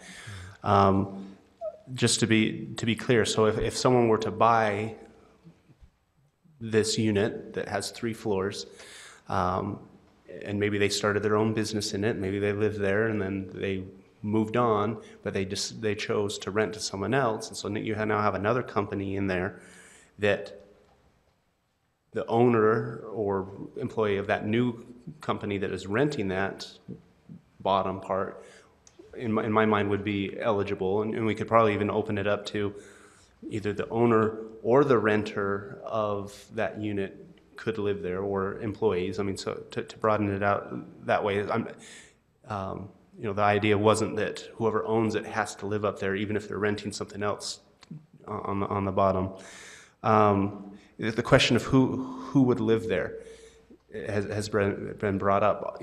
Probably not someone who wants to be neighborly. And if that's the person who is working there and is trying to get this business off the ground, I'm comfortable with that. But you separate the two, and now who wants to live there? Not someone who doesn't want to be neighborly.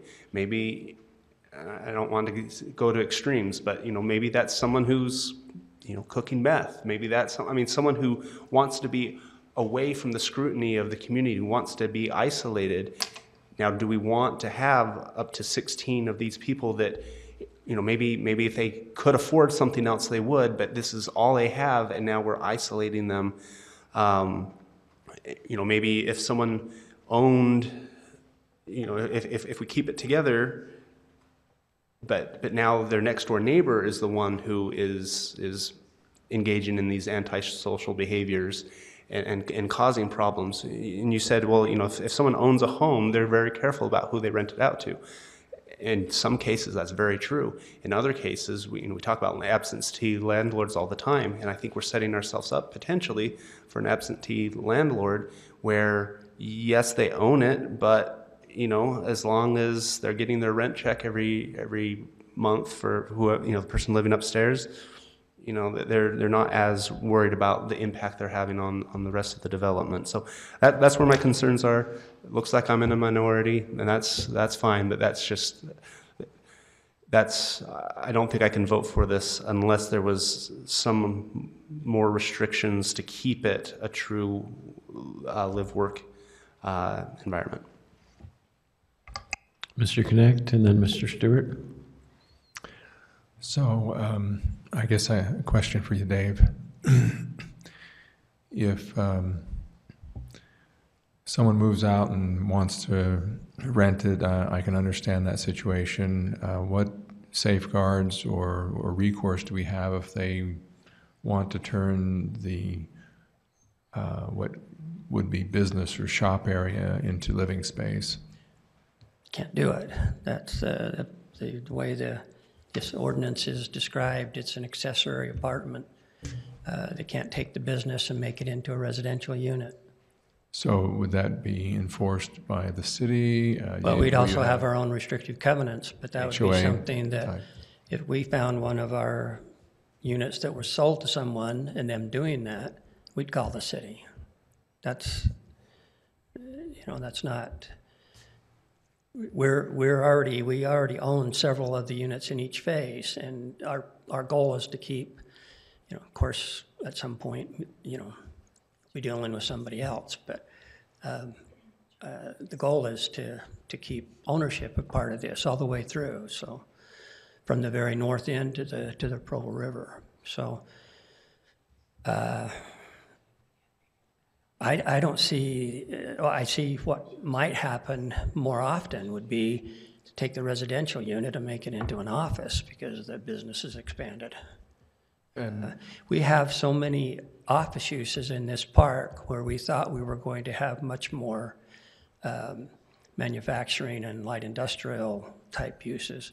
We have photographers, we have just all kinds of things you wouldn't even think of, and they remodeled their unit and made it fit their needs. And those few that don't grow, that kind of stay steady, they've been with us a long time. But honestly, the majority of these people, they either grow or die. So would your model be flexible enough that it didn't have to be an accessory with someone living in it? It could be an office. Yeah. Yeah, because it doesn't work the other way around, but it can work that way. We can take a unit, an accessory apartment out and put it into office space. In order to do any of those, they're going to go to a building permit through the city. Right. So that's how the city would regulate that. Is we wouldn't permit a building we wouldn't issue a building permit if it was in violation of the ordinance. Mr. Stewart, did you still have your comment? As far as the antisocial behavior happening, you have neighbors downstairs in the business, even if the renters are going to be very concerned what happens upstairs. So I think you do have some protection about what happens upstairs as far as really antisocial behavior, because you have people downstairs in the business that would be very affected by that. Thank you. I think when I previously asked for neighborhood chair comment and public comment, I'm not sure we had any members of the public here, but if there are any, please. Good evening. I'm Jim Miguel. I'm your fire chief. One of the things that we have found in this community is that this is happening already. These are popping up spontaneously, and as we do our business inspections, we find that there are couches in businesses, couches in offices, and it's very clear. The thing that concerns us is they're heated improperly. There are a lot of issues, and so when I look at this as a solution to that, I see the opportunity to build it so that it is safe, to put in proper heating, proper air conditioning, to do proper separations, fire sprinklers if necessary. This is actually doing what's happening now in the community that we're trying to kind of keep a handle on, and doing it in a way that we can actually control the safety of it. And so it's interesting, but you'd be surprised how many times we go out on inspections and we find these entrepreneurial people that, it's very clear. They've got it all set up. It's their living quarters. they work until they drop, and then they come over and they drop here. And so this is just, this is a model of that we can design so it is safe for the residential occupant. Thank you. Were there any other comments from the public? While she's coming up, I just want to mention that brought back memories for me. I started in a bedroom and then went down to the basement and then eventually moved out. But go ahead.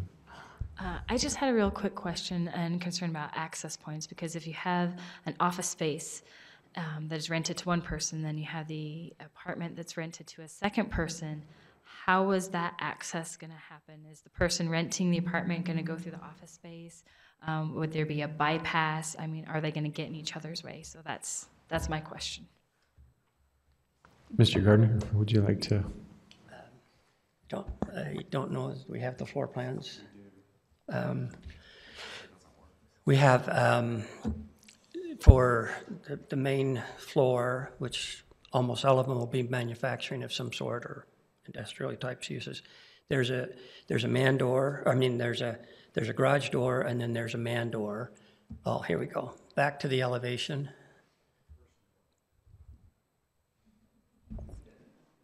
Okay. If you can see on this, there's 3 doors on the one side and on the other. That right in the middle, that's a match line. So don't look at that one. So you'd have a door that would go into, and all those windows there, that's part of a garage door. So we make the garage door with all those windows, and that's the manufacturing use, and it goes in that one side. The middle door goes upstairs and then splits off to office on one side, office on the other side, and then it goes up another flight. So the access is those are the 3 doors that get you into the main floor, upstairs into 2 units on either side, and then the top floor will give you access to 2 apartment units. Thank you. So And this Art Deco design is one I've been wanting to do forever, and so this is the only place I'm going to get a chance to do it. Thank you. We'll bring it back to the council if there's any further discussion or questions. Quick clarification.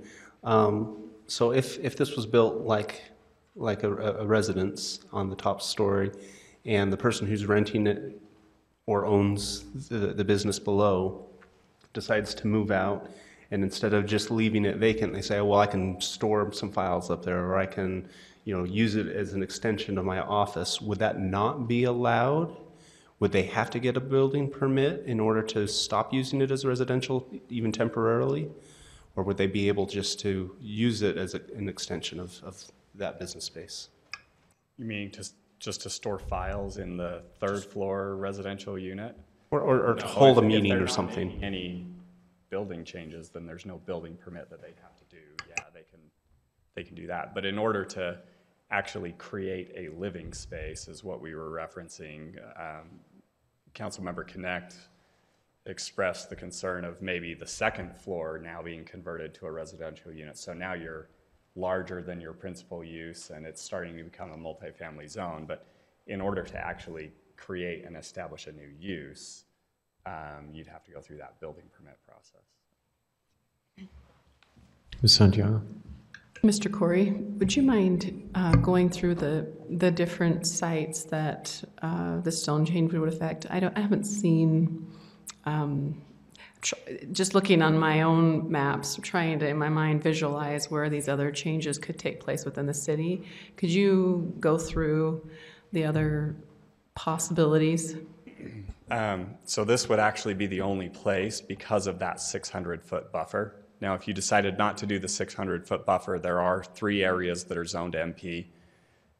If we can go to that. And would Sorry, this isn't working tonight, so. Okay.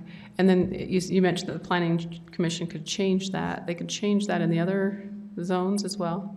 They could. And make that a possibility. But when there's a line in the zones? sand that clear as well, it's highly unlikely that they would, but you're right, they could. So if you'll go up, I think one more. There we go. These are the other two areas in the city that are zoned MP. The one is the Mega Diamond facility off of 2230 North. The other is, it's a print shop, printing and graphics, just as you enter the mouth of the canyon. But both of them are quite narrow. They're pretty well developed the way that they are. But there is that possibility, yeah. So the one off of Canyon Road, that's up in the Edgemont or Sherwood Hills. I don't know what that neighborhood is. It's actually on the west side of University. River bottoms. Oh, okay. Yeah, that's where Canyon Road and University are coming back just before coming back Schallenberger's building. Okay, yeah, I know what you're talking about now. Okay, so that area, and then the other screen has 4 purplish pinkish spots. So I'm not sure which the which only area. MP, I think the batteries. Oh, is MP. what it is. Okay. The only MP is just right there in the center, just to the west of that orange SC2 zone. Okay, and you said that's Mega Diamond? It's Mega Diamond. And that's 2230 North and 300 West. I'm just trying to envision where that is. The Plumtree redevelopment, soon to become the Mix, is to the northwest of that. Okay. Yeah. And I believe it's called Cottonwood Complex, is directly to the west. Okay. And how far south does that go? What does that come into? On the south end? I believe that's the Raintree Apartments. Is it? Yeah. It's Raintree. It goes as far as Raintree, so that roundabout? Well, it borders the blue RC area. That's the Raintree apartment complex. Oh, okay. It borders the northern property line of the northern part of Raintree. Okay.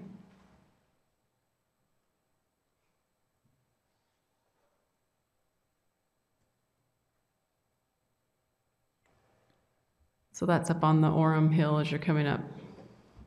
It's just before you exit the city to the northwest and start going up. Yeah. Yeah. Okay, thank you. Quick clarification, would the Planning Commission have the ability to waive the buffer completely and open these up for that? The way that the wording says is just that they're allowed to reduce it. I guess they could reduce it to 1 inch, right? So.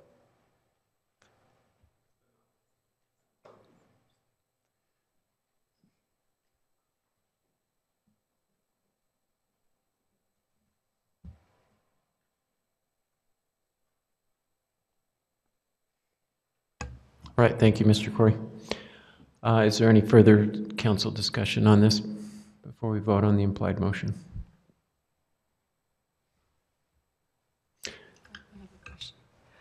So on the ordinance, 4 paragraphs down, this is during the July meeting, the Municipal Council approved a motion to change the Planning Commission's recommendation of 500 to 600 feet based on feedback. Okay, that makes sense now. It didn't make sense when I was making my own notes, but that makes sense now. Okay, thanks. Seeing no further comments from the council, I'll call for a vote on the implied motion to adopt the ordinance amending city code as has been presented to us. All in favor? So the motion carries with Mr. Harding opposed. Thank you. We'll move on to item number 6, which is an implied motion on an ordinance amending Provo City Code regarding street side yards on corner lots. Mr. Maxfield. Thank you. These next 2 items are actually related. The first item, both of them deal with changes which are necessary because of changes recently made to the front and setbacks on lots. The first item here is merely to bring the front yard setback on a corner lot for the side street where it said 20 feet still. the intent is to make it state the same thing as we changed the front yard setback, so it'd just be the same setback, which is getting confusing, but what it was before was the same. We changed one, which now wasn't the same. Now we're changing the second one to make it the same again. Does that make sense? Without getting into all the distances. That was crystal clear, Mr. Maxfield. Any questions for Mr. Maxfield? So, seems like a standard side yard setback from the property line is as little as often as 10 feet. That's kind of a standard in a neighborhood. For the street? Well, no. If you're the side yard's 10, right? Yeah. Right. The non-street side. Yeah, and so I'm just trying to visualize driving around the city if I've seen anybody with a side yard that was on a corner that was 10, but I can't think of it. It's usually farther back, like this says, kind of the same requirement as the front. As the frontage is. And, years ago, there was a change in what was determined to be the front of a corner lot. Before it used to be the narrower of the two sides was the front. It was changed to be where the front door is, became the front. And so we do have several nonconformities through the city because of that change. We knew that would occur, but we felt it solved more problems than it caused in that sense. That's what we do every time we pass an ordinance, right? We see which one has the most impact and if it's better or worse that way.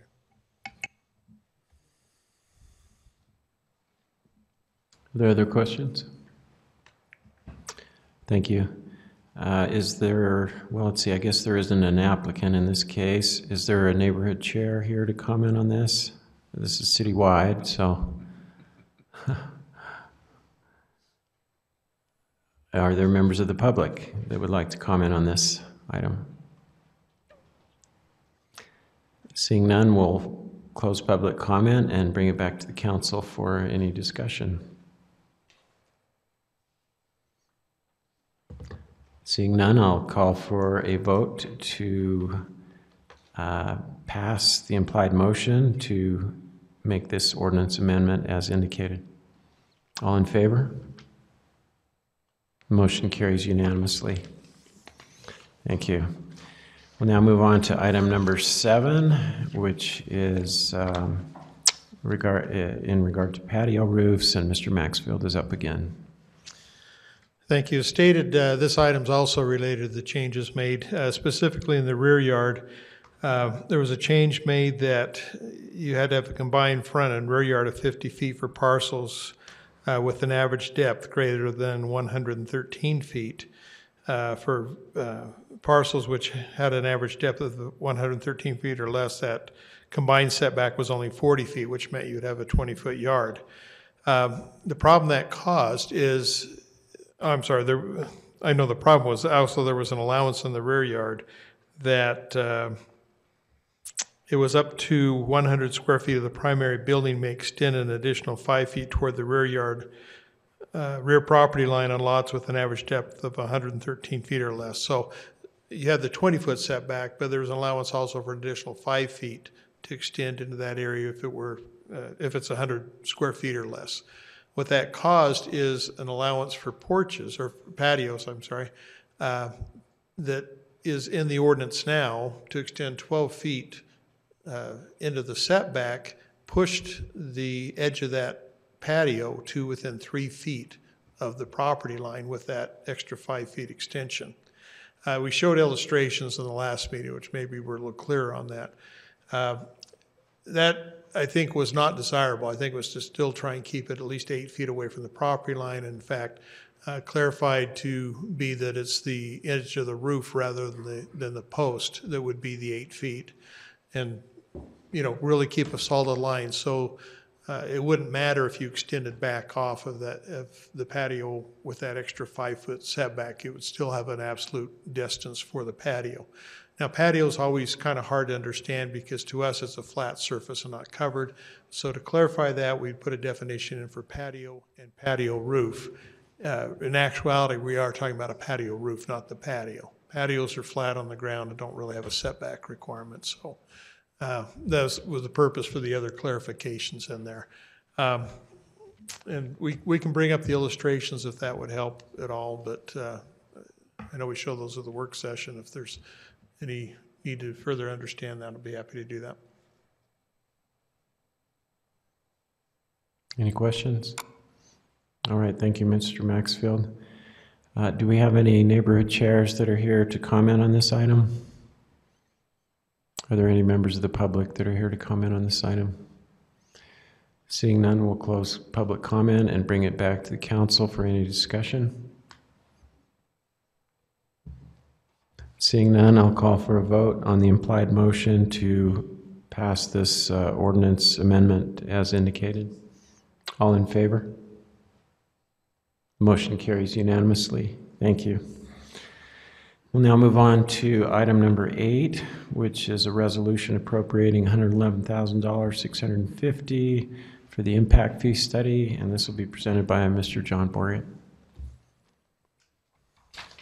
Thank you, Chair Sewell and the Honorable Council. Administration is recommending to appropriate funds to develop an up-to-date and complete impact fee facility plan, an impact fee analysis, and also for energy, water, wastewater, storm drain, as well as energy and the roadways, park recreation, and public safety. A request for the proposal was prepared and made available for firms to respond, and Zions Public Finance was selected to assist the city with the process. And based on the analysis and the study, the recommendation has been to go ahead with the study. The total cost is actually $138,650, but Energy had the money that was already appropriated, and so they didn't need an additional appropriation.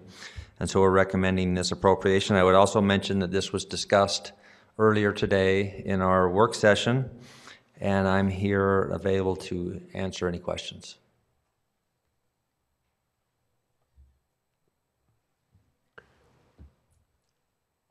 All right, thank you, Mr. Borgett. Are there any members of the public who have come to speak on this item? Seeing none, we'll close public comment and bring it back to the council for any discussion.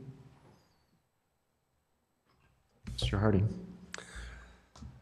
So this item did generate some conversations on social media, and I heard from some constituents on it.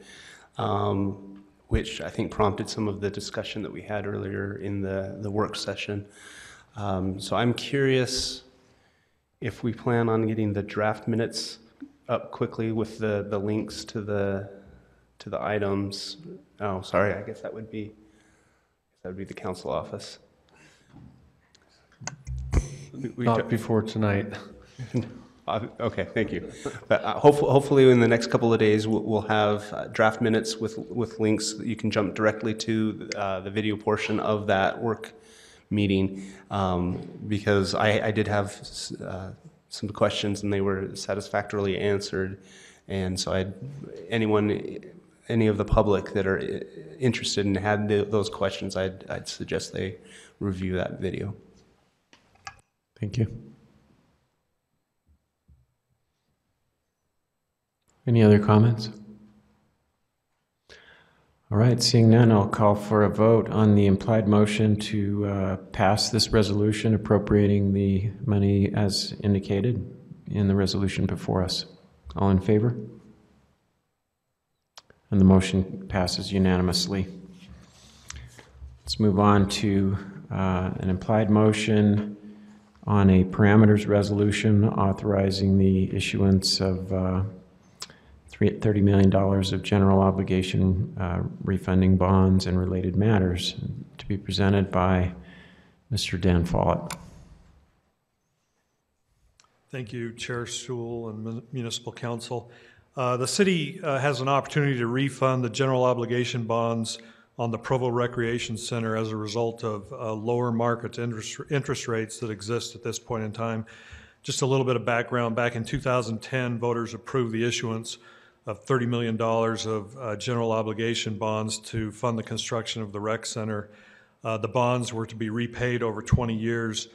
To date, we've made essentially 5 years worth of payments of those 20 years, totaling a little over $4.8 million. At this point in time, as I mentioned, we have the opportunity to refund the remaining balance at a lower interest rate. Generally, the benchmark that we look to is that the net present value benefit of refunding would be at least 3%.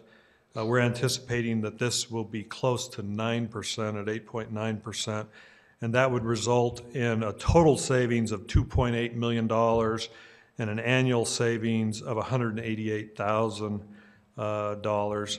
So to put that in perspective, the other thing I would mention is that the entire benefit of refunding would go to the property taxpayers in Provo. This is not something that flows directly to the city coffers. It flows to the taxpayers of Provo. So today, on an average home of $200,000, a taxpayer would pay on an annual basis approximately $67.10 towards the debt service on the recreation center bond. This refunding would reduce that $67.10 by $3.95 each year. The council's being asked to consider approving a parameters resolution this evening, and that would authorize the issuance and sale of up to $30 million aggregate principal amount of general obligation bonds, not to exceed 5% per annum, and to mature over a period not to exceed 15 years. So we're not extending the repayment period at all from what exists today on the remaining amount. And at a discount from par not to exceed 2%. Again, this is not required to go back to the voters because refundings were approved by the voters in the original issuance. And again, from my perspective, this is a benefit to the taxpayer in Provo, and it would generally be viewed as a positive, I think, by most taxpayers. Mr. Winterton? Dan, help me, and it's no big deal, but when I hear refunding, I think I'm going to get money in my pocket. I think the term that a lot of people would consider is refinancing. That's correct. I mean, I think most people are common with that term and that principle, particularly from a mortgage perspective when they refinance their mortgage to a lower rate, for instance. And in the bond world, the municipal bond world, the equivalent of that term for a mortgage is refunding, but you're right. It's essentially a refinancing. Santiago? Who is going to do the work of the refunding? So Zions Bank will be our municipal advisor, and they will lead us through the process. They will also lead us through the process of doing a competitive bid for underwriters. And various underwriters, there's multiple underwriters out there that are in the business of underwriting these issuances and ultimately reselling them to investors, but guaranteeing the city that we receive the funding from reissuing the bonds. We'll go through a competitive RFP process for those underwriters, and whoever provides the best terms and conditions for the city, we will select, and they will do the underwriting and sell of the bonds on September 19th. I should mention that the sale of the bonds will occur on September 19th. That's the same day as a regularly scheduled council meeting. That sale of those bonds is subject to council approval that evening. So if for some reason the interest rate environment were to change rapidly, or the issuance, the refunding was not as favorable or not considered to be favorable enough, the council would have the option of not approving that on that evening. This essentially is a parameters resolution which allows us to move forward, do a competitive bid for an underwriter, begin a 30-day window where people can provide comment, concerns, whatever the case may be, on the refunding of the bonds.